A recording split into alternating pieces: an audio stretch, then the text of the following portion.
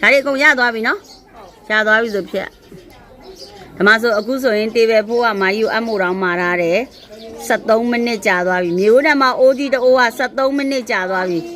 ကြာသွားပြီလားမာယူတို့ဟင်းပွဲတွေကို15မိနစ်ဆိုတာနဲ့ရအောင်လုပ်ပေးနေပါတယ်ဒါရသွားတဲ့ဟင်းပွဲအမှုတော်ရသွားပြီလားအမှုတော်မရသေးဘူးထည့်နေပြီအမှုတော်ကထည့်နေပြီရတာနဲ့မာယူတို့ကလီးယားလုပ်ပေးတယ်ဒီမှာဆိုပင်လယ်တေဘယ်ဖိုးကပင်လယ်စာအဆုံးချက်တပွဲရှိတယ်ချက်နေတယ်ဘယ်နှမိနစ်ရှိနေပြီလဲဆို17မိနစ်ရှိနေပြီမာယူတို့ဟင်းပွဲတွေကို15မိနစ်အတွင်းရအောင်လုပ်ပေးနေတယ်အများဆုံးကြာမိနစ်20ပေါ့နော်ဒီမှာမာယူတို့ system လေးတစ်ခုနဲ့ run နေပါတယ်နော်ဒါဆိုရင်ဖက်ခောက်ဆွဲကြော်2ပွဲ4မိနစ်ရှိပြီမာယူတို့ကြော်နေတယ်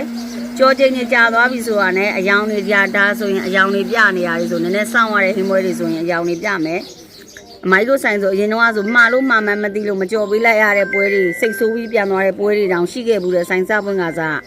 မိုက်တို့တဖြည်းဖြည်းအဆင့်မြင့်တင်နေပါတယ်နော်မိုက်တို့တဖြည်းဖြည်း